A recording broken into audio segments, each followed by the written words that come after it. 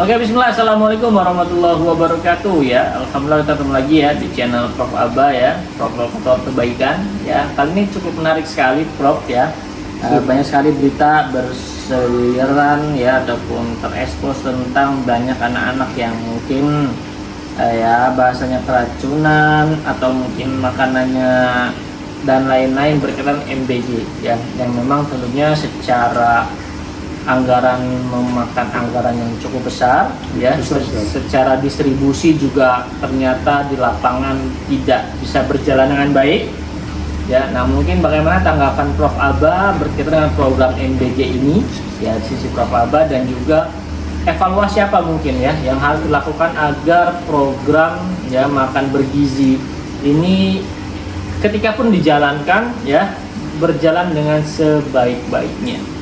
Ya, apakah juga ya karena banyak simpang siur ya, ada yang minta di off kan, ada yang minta terus dilanjutkan. Tentunya dinamika polemik ini ya memiliki sudut pandangnya masing-masing, dan kali ini kita akan mendengarkan langsung ya dari Prof Aba bagaimana ya berkaitan dengan program MBG ini yang akan disampaikan oleh Prof Aba. Monggo Prof. Baik, terima kasih. Assalamualaikum warahmatullahi wabarakatuh. Waalaikumsalam. Ini topik yang lagi hangat-hangatnya, panas dan panas, nggak selesai. Kalau kita orang Islam, kita kenal hadis namanya apabila apabila sebuah perkara diserahkan kepada orang yang bukan ahlinya, maka tunggu kehancurannya. Kurang lebih begitu ringkasannya ya. Artinya kalau ada sebuah urusan, apalagi urusan besar, harus betul-betul diserahkan kepada yang ahlinya. Siapa itu ahlinya? Yang sudah terbukti pernah mengerjakannya. Mas Arta mau nggak dioperasi tangannya, terus ini yang akan mengoperasi dokter siapa ini? Enggak, belum lulus, baru tingkat 4 fakultas kedokteran sih, tapi belum lulus. Mau nggak dioperasi? Nggak mau ya, meskipun pakai asuransi ya. Kenapa nggak mau, Mas? Ya, belum ahlinya, belum bisa berbahaya keahliannya.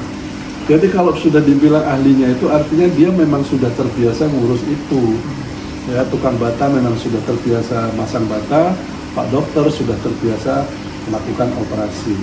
Itu namanya menyerahkan pada ahlinya. Mohon maaf, yang sekarang memegang BGN itu belum recordnya belum ada sebagai orang yang sudah pernah mengurus di selevel nasional. Lalu untuk mengulas soal MBG ini pakai pertanyaan ringan aja. Mas pernah nggak dengar berita ada orang keracunan massal di kapal Pelni Dobon Solo yang penumpangnya 2000 lebih dari Jakarta sampai Makassar itu 3 malam kalau nggak salah. Pernah nggak dengar ada keracunan di kapal Dobon Solo? Nggak pernah ya? Nggak pernah. Padahal tiap hari berlayar itu, dan tiap hari ada orang makan di atas kapal itu dari restoran atau kantin di kapal itu. Pernah nggak dengar berita ratusan orang mengalami keracunan di sebuah hotel? Nggak pernah. Pernah nggak dengar berita ratusan orang mengalami keracunan di sebuah restoran? Nggak pernah. Nah, coba kalau diamati, mengapa tidak pernah? Karena di tempat-tempat yang tidak pernah terjadi keracunan itu memenuhi 2 syarat. 1, dapurnya dekat dengan ruang makan, secara fisik dekat. Jadi ruang makan, dapurnya di balik dinding sana, itu dekat. Tapi itu nggak cukup, itu syarat perlu. Tapi syarat cukupnya adalah jarak waktu penyajian makanannya harus singkat. Kalau dapurnya di balik dinding itu, ruang makannya di sini, tapi menyajikannya lama, ya kan? Dia selesai masak subuh tadi, udah selesai itu di dapur di dekat situ, tapi disajikannya jam 12 siang, ya sudah ada yang basi. Nah, jadi syaratnya 2, syarat cukup dan syarat perlu. Pertama, dapurnya harus dekat dari ruang makan. 2, jarak waktu dari masakan mateng sampai disajikan itu harus singkat. Pernah nggak Mas ke warung makan, kemudian disajikan makanannya dingin semua? Jarang. Ya jarang, kecuali makanan siap saji yang sudah ada di meja. Ya kan, kayak model cianjuran itu. Itu pun diganti dia kalau sudah kelamaan nongkrong di atas meja. Yang umum adalah begitu matang dari atas wajan atau panci, pindah ke piring, nggak nyampe 15 menit dihidangkan. Berarti makanan itu dimakan dalam keadaan segar. Nah sekarang pengelola MBK itu berkilah, bagus kok makanan yang kita masak. Iya bagus sih, tapi kalau masih hangat ditutup, lalu sekian jam kemudian baru disajikan, mohon maaf itu nasi yang tadinya bagus bisa sudah bonyok, jadi tape, sudah lembek. Lalu ada beberapa sayur tertentu yang memang tidak tahan ditutup dalam kondisi rapat panas-panas, lalu menjadi tumbuh bakteri lah macam-macam sehingga keracunan. Nah yang sekarang kita dengar adalah komentar dari pengelola MBK yang komentarnya itu, mohon maaf sekali, saya kok sedih dengarnya itu. Nggak ada kata-kata maaf ya, kami belum sempurna mengelola itu. Nggak ada. Sudah baca belum? Belum. Nggak ada. Komentarnya yang muncul, mungkin dia makannya nggak pakai tangan, nggak cuci tangan. Mungkin mereka keracunan karena belum terbiasa makan makanan seperti itu.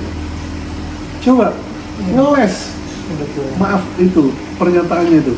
Harusnya guru ikut nyicipin sebelum dicicipin murid. Kalau guru nyicipin kemudian gurunya pingsan, apakah makanan sekian ratus ompreng yang sudah datang itu lalu ditukar dengan segar? Enggak juga. Bukan kewajiban guru, ini yang ngomong teman saya sendiri lagi. Ya, nggak usah disebut namanya, teman baik saya. Jadi Bapak Ibu sekalian, MBK ini kalau memang serius diniatkan untuk memberi makanan gratis dan bergizi untuk murid-murid sekolah, penuhilah dua syarat itu. Dapurnya harus dekat dengan ruang makan, dan jarak waktu penyajiannya adalah singkat, nggak boleh lebih dari setengah jam sejak masak. Coba. Nah kalau itu dipenuhi, maka tidak perlu ada dapur yang harus masak 3.500 porsi. Karena 3.500 itu ujungnya bukan mengejar makanan bergizi, tetapi menghitung keuntungan proporsi kali 3.500 per hari. Yang dikejar berarti keuntungan. Jadi lebih besar unsur proyeknya dibandingkan unsur program penyediaan makanan bergizi. Jadi kalau dua syarat tadi harus dipenuhi, dapurnya secara fisik harus dekat dengan ruang makan, waktu penyajiannya harus singkat, maka mau tak mau di tiap sekolah akan ada dapur. Bagi yang sudah punya kantin, kantinnya yang direhab sehingga memenuhi syarat untuk lebih bagus. Bagi yang belum punya kantin, bikinkan kantin baru. Itu sebagai programnya BKN. Nah, saya tahu bahwa ini tidak menarik. Kenapa? Karena mohon maaf, para petinggi yang tadinya sudah invest, bangun dapur sekian miliar. Bayangin mas, satu dapur bisa memasak 3.500 porsi, itu besar, modalnya besar. Lalu dia bikin dapurnya bukan cuma satu, gua bikin satu di sana, satu di sana, satu. Ada yang punya 2 dapur, ada yang punya 3 dapur. Memang ini proyek mas. Ada orang yang dulunya mungkin nggak pernah kebagian proyek, kali ini lewat Bapak Presiden kita dikasih proyek lewat BKN. Saya suudonya ke situ. Jadi Bapak Ibu sekalian, kalau Anda serius ingin membuat siswa-siswa kita sehat, please dekatkan dapurnya ke sekolah, persingkat waktu penyajiannya sehingga murid-murid waktu mendapatkan makanan itu meskipun tertutup, tapi baru saja ditutupnya, dibuka itu masih fresh. Seperti Anda ke Hoka-Hoka Bento dapat sajian ya masih hangat semua. Tapi kalau tadi subuh saya belikan Hoka-Hoka Bento, saya kirim ke Mas Arta, dimakan asar gimana Mas? Anyep. Ya anyep. Seindah apapun namanya hokben, kalau sudah anyep ya kurang enak disantap. Itu syarat 2. Sehingga kalau 2 ini dipenuhi, berarti dapurnya skalanya harus kecil. Karyawannya cukup 2-3 orang tapi bisa menangani. Satu sekolah anggap aja 500 siswa, itu kalau satu orang masak ngeladenin 100 porsi 5 orang. Ya kan? 5 orang. Dan seterusnya. Dapurnya nggak harus secara raksasa, kompornya, dandangnya dan sebagainya. Kantin biasa. Dan itu sudah dicontohkan beberapa sekolah yang sudah bertahun-tahun melakukan itu. Ya, di Tasik, di kota-kota lain ada sekolah yang setiap misalnya mau makan siang, dapurnya siap saji, brek ke sini anget semua. Atau prasmanan ngambil sendiri nasinya dari apa itu, wadah nasi yang hangat itu, hangat semua, nasinya hangat, sayurnya hangat. Yang pengen rada banyak ngambil banyak, yang kurang nafsu mengambilnya dikit, tidak dipukul rata sama, ya, sehingga terjamin kesegarannya, gizinya, kelezatannya, dan seleranya. Di samping membangun ikatan emosi, ikatan sosial antara siswa yang makan dengan juru masaknya. Mereka kenal, makasih ya Bu, makanannya enak hari ini. Itu nggak ada dengan yang MBG sekarang, karena datang sudah ratusan ompreng dalam bentuk terikat, nasinya sudah dingin, lauknya sudah dingin, pas dibuka dingin semua. Begitu kalau pikiran saya. Itu kalau innamal a'malu binniyatnya itu, niat awalnya memang ingin membuat siswa sehat dengan makanan bergizi gratis. Sehingga kalau misalnya satu porsi 15.000 itu ya masih wajar, sampai ke situ jadi 10.000 atau 12.000. Kalau sekarang yang kita dengar-dengar kan nyampe ke siswa itu nilainya tinggal 8.000 rupiah. Ya, semangka setipis kertas katanya. Kalau kan kalau tipis kiwir-kiwir. 8.000 mau dapat apa Mas? Nasi? Jadi silakan aja pergi ke warung, warteg itu 8.000. Kan cuma nasi, secomot sayur, telur. Ya dapat Pak, bergedel Pak. Bergedel. Jadi jauh panggang dari api. Jadi berniat bikin barbeque tapi barbeque-nya nggak matang alias tidak tepat sasaran. Gitu ya, mudah-mudahan teman-teman yang mengelola BGN mendengar masukan dari masyarakat, dari saya dan kawan-kawan. Saya kenal Pak Ketua BGN-nya itu lulusan IPB, tapi ya bukan orang gizi, gitu kan. Tolong perbaiki komentar, ya. Kalau memang itu ada unsur kesalahan dari pihak penyelenggara, bilang maaf, ternyata kami belum bisa sempurna menghasilkan makanan bergizi. Hindari kata-kata yang menyakitkan hati rakyat, entah benar entah salah. Yang kita terima adalah 4.000 yang keracunan dari 1 miliar porsi, ya masih wajar. Pak, ini bukan ngirim tentara 100 mati 5. Kalau Kopassus dikirim 100, operasi berhasil yang mati 5, Anda masih boleh bilang, nggak apa-apa lah ngirim 100 mati 5.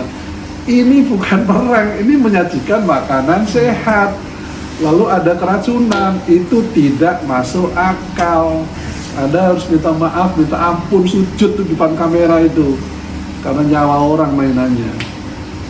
Bukan melintir dengan angka statistik dan sebagainya. Sangat tidak patut. Kalau itu masih Anda lakukan. Mudah-mudahan bisa segera diperbaiki. Saya juga kenal Mbak Nani Esdean, wakilnya Pak Ketua BGN itu. Beliau aktivis, ya banyaklah amalnya. Tapi untuk menangani skop BGN senasional ini mungkin beliau kewalahan juga. Ya. Jadi please, perbaiki programnya, perbaiki attitude-nya, perbaiki tutur katanya sehingga tidak menyakiti hati rakyat. Dan hati-hati jangan sampai program untuk anak-anak ini menjadi salah satu cara untuk membuat anak-anak bangsa dikasih menu tertentu yang dalam jangka panjang menjadi ketergantungan terhadap sesuatu. Ini kecurigaan yang mungkin berlebihan, tapi itu harus diwaspadai. Jangan sampai kita didikte oleh internasional melewat program pangan massal. Gitu Mas. Oke, baik ya. Oke, Masya Allah, terima kasih ya Prof. Aba atas penyampaiannya ya, masukannya. Pada prinsipnya dalam video ini kita yang menyampaikan ya aspirasi masyarakat ya, artinya kita berharap ada perbaikan ke depannya agar lebih baik lagi ya, agar lebih konkret lagi dan agar lebih memberikan pelayanan, karena pada prinsipnya pejabat ya, pemerintah sifatnya memberikan pelayanan kepada masyarakat. Oke, next, terima kasih. Kita akan lanjut di video-video selanjutnya. Tetap jangan lupa like and share ya, subscribe juga channel Prof. Aba. Terima kasih. Assalamualaikum warahmatullahi wabarakatuh. Waalaikumsalam warahmatullahi wabarakatuh.